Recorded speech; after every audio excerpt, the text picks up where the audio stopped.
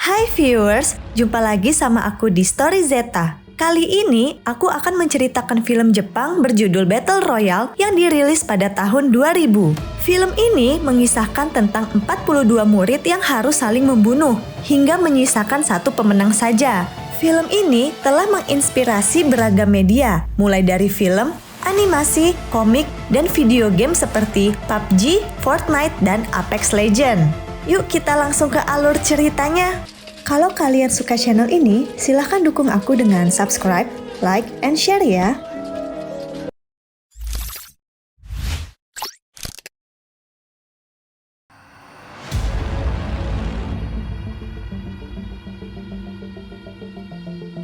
Diawali dengan penyambutan seorang gadis SMP yang dikawal oleh tentara dan menjadi pemberitaan publik karena telah menjadi pemenang dalam survival game yang bernama Battle Royale. Gadis ini mampu bertahan dari pertarungan keji yang memakan waktu 2 hari 7 jam 43 menit. Ia tersenyum dengan badan yang masih berlumuran darah seolah ia senang dengan kemenangannya. Di tempat lain, seorang pria remaja yang bernama Suya Nanahara kaget mendapati ayahnya gantung diri dengan suatu pesan terakhir yang ditulis dari gulungan tisu. Semenjak saat itu, dunianya terasa gila. Ia tidak tahu apa yang harus ia lakukan karena ia tidak punya siapa-siapa lagi dan merasa tak ada seorang pun yang bisa membantunya. Pada saat di sekolah, terdapat seorang guru yang sedang merenung di kelas yang kosong karena anak kelasnya kompak untuk tidak mengikuti kelasnya. Dan hanya ada gadis bernama Noriko Nakagawa yang datang. Pada saat guru tersebut keluar kelas, muncul seorang murid yang berlari dan melukainya dengan pisau. Lalu, pisau tersebut diambil oleh Noriko. Semenjak insiden itu, guru tadi pun tidak pernah datang lagi ke sekolah. Pada hari karya wisata, kelas mereka semua pergi dengan menggunakan bus. Semua tampak riang gembira. Di perjalanan, Suya melihat banyak tentara yang sedang berjaga, tetapi tidak merasa curiga. Noriko yang naksir terhadap Suya masih sempat berfoto dengan Suya dan Nobu. Bus mereka pun memasuki sebuah terowongan. Namun anehnya, semua murid dan guru tertidur sangat pulas. Ketika Suya terbangun, terdapat seorang wanita misterius yang menghampiri dan memukul kepalanya hingga pingsan. Suya dan teman-teman lainnya terbangun di sebuah kelas yang gelap dan mendapati di leher mereka semua terdapat kalung dari besi. Mereka juga bingung karena terdapat 2 murid dengan seragam yang berbeda dan mereka tidak kenal. Semua murid melihat banyak tentara di tempat tersebut. Lalu datanglah seorang pria yang ternyata adalah guru wali kelas mereka dulu yang bernama Kitano. Semua murid pun kebingungan. Kitano menyuruh mereka duduk dan memperkenalkan murid pindahan yang bernama Kawada dan Kiriyama. Kemudian Kitano menulis Battle Royale di papan tulis dan bertanya apakah mereka tahu undang-undang ini. Beberapa murid bingung dengan apa yang terjadi dan di mana mereka berada. Kitano menghampiri Kuninobu, pelaku insiden yang telah melukai bokongnya. Padahal ia sudah memperingatkan agar jangan berbuat nakal. Oleh karena itulah mereka dikumpulkan di tempat itu untuk bersekolah lagi. Menurut Kitano, orang-orang seperti Kuninobu lah yang membuat negeri itu menjadi hancur. Sehingga para petinggi membuat undang-undang Battle Royale. Dan mata pelajaran hari itu adalah saling membunuh sampai tersisa 1 orang. Mereka panik dan ada saja yang tertawa karena tidak percaya. Kemudian Kitano menunjukkan mayat guru Hayashida karena menentang pemilihan kelas B. Serentak semua berteriak panik. Dengan santainya, Kitano menyuruh mereka untuk menonton video tentang cara bermain permainan Battle Royale. Dijelaskan pada video tersebut, saat ini mereka sedang berada di sebuah pulau terpencil tak berpenghuni. Namun, penjelasan terpotong karena ada salah satu muridnya yang berisik. Lalu ia melemparkan pisau ke kepala murid tersebut hingga tewas. 1 murid tewas dan tersisalah 41 murid. Semua murid makin panik dan ingin meninggalkan tempat tersebut. Namun tidak bisa, karena tempat itu sudah dijaga ketat oleh banyak tentara. Saking rusuhnya, para tentara menembakkan peluru agar semua murid-murid diam. Sebuah peluru mengenai tangan Noriko, dan Kitano menggores bokong Nobu dengan pisau sebagai balasan yang lalu. Kembali ke video, dijelaskan nantinya guru mereka akan memberikan pengumuman setiap 4 kali sehari yang memberitahukan zona mana saja yang dilarang dan siapa-siapa saja yang sudah tewas. Dijelaskan juga bahwa mereka tidak bisa kabur karena di dalam kalung tersebut sudah ada sensor denyut jantung dan alat pelacak. Jika melanggar, kalung itu akan meledak seperti bom waktu. Jika mereka berusaha untuk merusaknya, kalung itu juga akan meledak. Mendengar hal tersebut, Nobu mengamuk dan membuat Kitano mengaktifkan bom di kalungnya.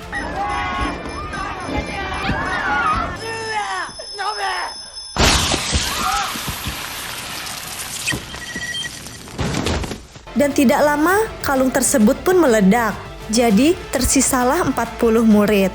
Lanjut, pada video tersebut dijelaskan batas waktu mereka hanya 3 hari. Apabila dalam waktu 3 hari tersebut tidak ada satu pemenang, maka semua kalung akan otomatis meledak. Pemenang bisa pulang jika semua temannya sudah mati. Mereka nantinya akan diberi tas yang berisi makanan, perlengkapan, dan senjata. Setiap tas berisi senjata yang berbeda-beda dan akan diberikan secara acak. Kitano juga sudah memberitahu orang tua mereka. Lalu dipanggillah mereka satu persatu sesuai absen. Dimulailah hari pertama permainan pada jam 1.40 malam. Kitano juga memperingatkan agar jangan meremehkan 2 murid pindahan itu. Pada saat Suya sudah dipanggil dan keluar, ia langsung mendapati temannya sudah tertusuk oleh panah di leher dari Akamatsu. Lalu Suya juga diserang dengan panah dan melempar Akamatsu dengan senter hingga terjatuh. Sehabis terjatuh, busur panah Akamatsu diambil oleh temannya yang lain, sehingga menyebabkan Akamatsu terbunuh.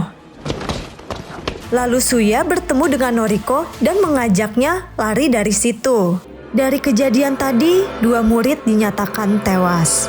Suya dan Noriko bersembunyi di goa dekat pantai dan membongkar isi tas mereka masing-masing. Ternyata tidak ada senjata yang mereka dapat. Hanya tutup panci dan teropong yang mereka dapatkan. Suya berpikir ingin mengajak Mimura dan Sugimura bergabung untuk melarikan diri. Namun, Noriko menolak karena ia tidak mempercayai mereka dan hanya percaya kepada Suya. Suya menyesal tidak bisa menyelamatkan Nobu kala itu dan berjanji akan melindungi Noriko sampai akhir.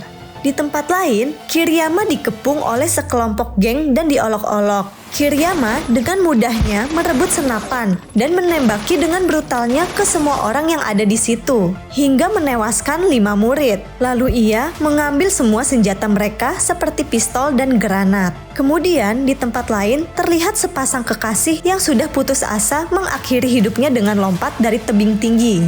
Maka dari kejadian tadi, 7 murid pun sudah tewas lagi. Di tempat persembunyian Megumi, ia ditemukan oleh Mitsuko, si salah satu geng pembuli.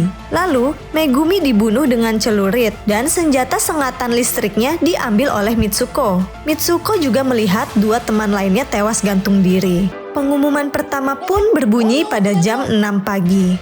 Kitano mengumumkan 12 murid yang tewas, maka tersisalah 28 murid. Ia juga mengumumkan zona mana saja yang terlarang tiap jamnya. Lalu Suya mengajak Noriko segera pergi karena sebentar lagi wilayah itu akan menjadi zona berbahaya. Pada saat berjalan, Suya dan Noriko dikagetkan oleh Oki yang langsung menyerang dengan menggunakan kapak. Suya dan Oki akhirnya terjatuh bersamaan. Tanpa sengaja, kapaknya menancap di kepala Oki sehingga ia tewas. Di situ ada seorang murid wanita yang melihatnya dan mengira Suya yang membunuh Oki, dan ia pun kabur. Kemudian datang murid lain yang ingin membunuh Suya dan Noriko, tetapi Kawada membunuh murid tersebut dan Kawada membiarkan mereka berdua. Kemudian mereka mendengar teriakan 2 teman lain yang mengajak bergabung untuk mencari jalan keluar bersama-sama. Namun Kiriyama datang dan menembaki 2 murid tersebut hingga tewas. Pengumuman kedua kembali berbunyi pada jam 12 siang. Kembali diumumkan 4 murid telah tewas dan zona mana saja yang harus dihindari. Pada saat itu, Mitsuko memasuki sebuah rumah yang ternyata sudah ada Hirono di sana. Hirono ingin menembak Mitsuko karena ia tahu Mitsuko telah membunuh beberapa teman kelasnya. Namun, dengan senjata sengatan listrik yang ia ambil dari Megumi, akhirnya Mitsuko berhasil merebut pistol dan menembaki Hirono sampai tewas. Noriko jatuh pingsan dan Suya menggendongnya untuk mencari pertolongan. Sampailah mereka di sebuah rumah yang ternyata ada Kawada di sana. Karena Kawada tahu mereka tidak punya senjata, akhirnya ia menolong mereka. Di tempat lain, Sugimura yang mendapat alat pelacak mendeteksi ada beberapa orang di sebuah gedung tua. Ternyata ada Mimura dan kawan-kawan di sana. Karena bukan orang yang ia cari, akhirnya Sugimura pun pergi. Beberapa saat kemudian, Mimura menyadari ada alat penyadap di kalung yang mereka pakai. Akhirnya, ia menulis pesan lewat laptop untuk menyuruh dua temannya mencari barang yang ia butuhkan. Adegan berpindah ketika Chigusa berlari ditemani oleh Sugimura, tapi itu hanya imajinasinya saja. Usai berlari, Chigusa bertemu dengan pria yang menyukai dirinya. Namun, Chigusa membenci pria tersebut karena ingin berbuat mesum terhadapnya. Akhirnya, mereka pun berkelahi dan Chigusa menusuk kemaluan dan tubuh pria tersebut hingga tewas. Ternyata ada Mitsuko di sana yang sedang mengawasi dan langsung menembak Chigusa hingga terluka. Tetapi, ia berhasil melarikan diri dan ditemukan oleh Sugimura dalam keadaan kritis. Chigusa ini memang salah satu orang yang Sugimura cari. Lalu, Chigusa pun tewas di pundak orang yang ia sukai. Pengumuman ketiga kembali berbunyi pada jam 6 sore. Diumumkan 3 murid telah tewas dan menambahkan zona berbahaya lagi. Di tempat persembunyian Kawada, ia menceritakan pernah bermain game ini 3 tahun yang lalu bersama dengan Keiko, teman sekelasnya yang ia sukai. Ia sangat putus asa untuk melindungi Keiko sampai harus membunuh sahabatnya sendiri. Namun akhirnya, Keiko tetap tewas karena tertembak oleh sahabatnya itu. Kawada bilang ke mereka berdua agar jangan mempercayai siapapun di game ini. Ia mengikuti game ini lagi karena seseorang telah membiusnya dan pada saat terbangun ia sudah ada di pulau itu. Kawada bilang ia tahu cara keluar dari pulau itu, tetapi ia tidak bisa mengatakan bagaimana caranya sampai saatnya tiba. Lalu Kawada memberi Suya pistol untuk melindungi Noriko dan dirinya sendiri. Tidak lama kemudian, terdengar suara tembakan. Kawada bilang apabila mereka terpisah, maka titik pertemuannya di kuil. Ternyata, suara itu dari anak pindahan si Kiriyama yang sedang mengejar Oda. Oda pun selamat dari tembakan karena ia memakai jaket anti peluru. Namun, hal itu diketahui Kiriyama yang akhirnya membunuh Oda dengan pedang. Tidak lama kemudian, Kiriyama melemparkan kepala Oda yang di mulutnya terdapat granat ke rumah tersebut. Lalu, ia menembaki rumah itu secara membabi buta. Suya pun memutuskan keluar dari rumah itu untuk menjadi umpan. Dikejarlah ia dan mereka pun saling baku tembak. Tetapi, ternyata Kiriyama sudah menggunakan baju anti pelurunya Oda. Di saat terdesak, datanglah Sugimura ingin menolong Suya dan akhirnya mereka berdua lompat ke laut. Di tempat persembunyian Mimura, dua temannya sudah datang dengan membawa barang yang ia minta menggunakan truk yang mereka temukan. Ternyata, Mimura mempunyai ide untuk meledakkan markas Kitano dengan alat pemicu bom yang ia punya, dengan menggunakan bahan-bahan yang tadi ia minta carikan. Sudah memasuki hari kedua, jam 12:30 siang. Suya sadarkan diri di mercusuar dan ada Utsumi yang menemaninya. Utsumi mengatakan Sugimura yang membawanya ke situ. Namun, ia langsung pergi karena ingin mencari seseorang. Pada saat pingsan, Suya sudah melewati 3 pengumuman. Ternyata, sudah ada 5 murid yang tewas, yaitu Oda, 2 murid wanita yang saling membunuh, dan Mitsuko yang membunuh lagi 2 murid pria. Suya lega, Noriko dan Kawada tidak ada di dalam daftar tersebut. Sugimura juga meninggalkan pesan untuk Suya bahwa Mimura dan kawan-kawan ada di sebelah barat dan menunggu kedatangannya. Pada saat ingin menyiapkan makan, ada Yuko di sana yang mempunyai sebuah racun dan ingin menaruh racun itu ke makanannya Suya. Karena ia mengira Suyalah yang telah membunuh Oki. Utsumi menenangkan Yuko dengan mengunci kamarnya Suya dan menjelaskan bahwa itu hanyalah sebuah kecelakaan. Namun, Yuko tetap menaruh racun ke makanannya Suya. Tetapi, makanan tersebut tidak sengaja dimakan oleh temannya sendiri, yang mengakibatkan temannya muntah darah hingga tewas. Lalu, mereka pun saling tuduh satu sama lain, yang mengakibatkan mereka akhirnya saling baku tembak. Mereka semua tewas, kecuali Yuko yang berlindung di bawah meja. Suya yang mendengar suara tembakan merasa penasaran dan ingin keluar dari kamar. Akhirnya, Yuko membukakan pintu kamar Suya dan meminta maaf atas kejadian tersebut. Suya kaget melihat Utsumi dan kawan-kawan telah tewas. Di saat yang bersamaan, Yuko yang merasa bersalah mengakhiri hidupnya dengan melompat dari atas mercusuar. Jadi, yang tersisa sekarang tinggal 10 murid. Saat Noriko tertidur, ia bermimpi sedang makan es krim bersama Kitano di pinggir sungai. Dan sepertinya mimpi yang sama juga dengan Kitano. Lalu, Kitano mendapat telepon dari anaknya. Dari percakapan itu, terdengar kalau anaknya membencinya.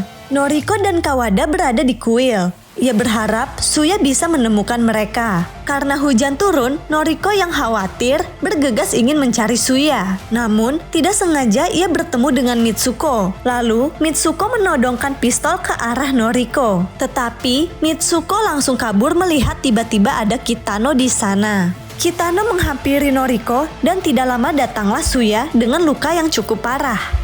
Tanpa tahu apa maksudnya, Kitano memberikan Noriko payung, seakan ia khawatir dan tidak ingin Noriko kedinginan. Di tempat lain, Sugimura mencari perempuan yang ia sukai, yaitu Kotohiki. Namun, Kotohiki yang salah paham malah bersembunyi dan menembaki Sugimura. Padahal, Sugimura datang ke sana untuk menyelamatkannya. Dan ketika sekarat, Sugimura akhirnya menyatakan cintanya ke Kotohiki. Tidak lama, ia pun tewas. Mengetahui hal itu, Kotohiki pun menyesal atas perbuatannya. Tiba-tiba, Mitsuko datang dan tanpa ragu langsung menembakinya hingga tewas. Mitsuko menjadi pembunuh berdarah dingin lantaran trauma masa lalunya dan ia ingin menjadi kuat. Ternyata sudah ada Kiriyama di sana dan langsung menembaki Mitsuko. Mitsuko menipu Kiriyama dengan berpura-pura mati dan menyerang balik Kiriyama. Namun gagal karena Kiriyama memakai baju anti peluru. Akhirnya Kiriyama menembaki Mitsuko hingga tewas. Kitano mengumumkan tersisa 7 murid. Saat itu, Suya bersikeras tetap ingin bertemu Mimura. Akhirnya, mereka bertiga pun pergi mencari Mimura dan kawan-kawan.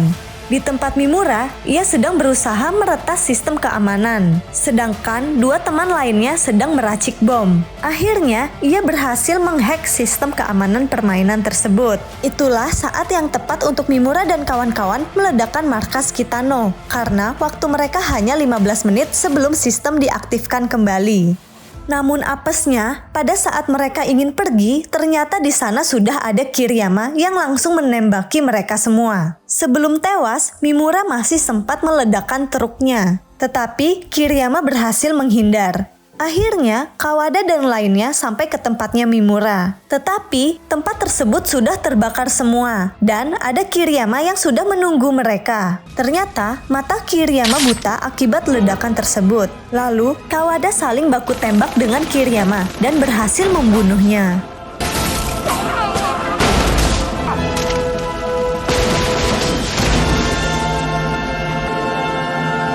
Lalu, mereka bertiga yang berhasil selamat pergi ke tepi laut untuk mencari jalan keluar bersama. Di sini, Kitano dan para tentara mendengarkan percakapan mereka. Tiba-tiba, Kawada mengkhianati Suya dan Noriko, lalu menembak. Kitano dan pasukannya mendengar suara tembakan. Lalu, pasukannya ingin mengecek mayat mereka. Tetapi, Kitano mencegahnya dan menyatakan bahwa permainan sudah selesai. Para tentara lalu meninggalkan tempat tersebut, tetapi Kitano tetap tinggal. Tiba-tiba datanglah Kawada dengan keadaan yang sudah terluka. Kitano tidak pulang karena mencurigai kalau Kawada bisa mematikan kalungnya. Tetapi Kawada menyangkalnya. Kitano menuduh Kawada ikut permainan ini lagi karena ingin membalaskan dendam Keiko. Tiba-tiba Suya dan Noriko datang, tetapi Kitano tampak tidak terkejut. Kitano mengajak mereka mati bersama karena sudah tidak ada lagi yang peduli kepadanya. Kitano pun menunjukkan gambar di mana semua anak saling bunuh, tetapi hanya Noriko saja yang hidup. Jika bisa memilih, Kitano ingin Noriko yang mati. Noriko pun ingin menembak Kitano tetapi tidak berani. Tiba-tiba Kitano mengeluarkan pistol mainan dan Suya refleks menembaknya hingga tewas. Mereka lalu bisa melepas kalungnya. Tiba-tiba handphonenya Kitano berbunyi dan anehnya ia kembali hidup. Ia sempat-sempatnya menjawab telepon dari anaknya dan memakan cemilan terakhir lalu mati lagi. Kawada dan lainnya pun hanya bengong saja melihat fenomena komedi tersebut. Mereka bertiga lalu pergi dari pulau menggunakan perahu dan Noriko berterima kasih kepada Kawada. Tidak lama kemudian, Kawada pun tewas dalam perjalanan pulang. Lalu terdengar kabar, Suya dan Noriko menjadi buronan atas dugaan pembunuhan. Mereka berdua melarikan diri kemanapun yang mereka bisa. ゆうべのりこはそっと家に帰り眠る両親に別れを告げ走ろうかのりこ精一杯でいいから走れ Oke, selesai sudah drama pembunuhan antara para murid yang cukup menegangkan. Tetapi ada beberapa adegan kocak dan tak masuk di akal kalau ditonton secara langsung. Tapi gak heran sih karena ya memang ada genre komedinya. Sekian video dari aku, terima kasih sudah menonton di channel Story Zeta. Sampai jumpa di video selanjutnya. Bye!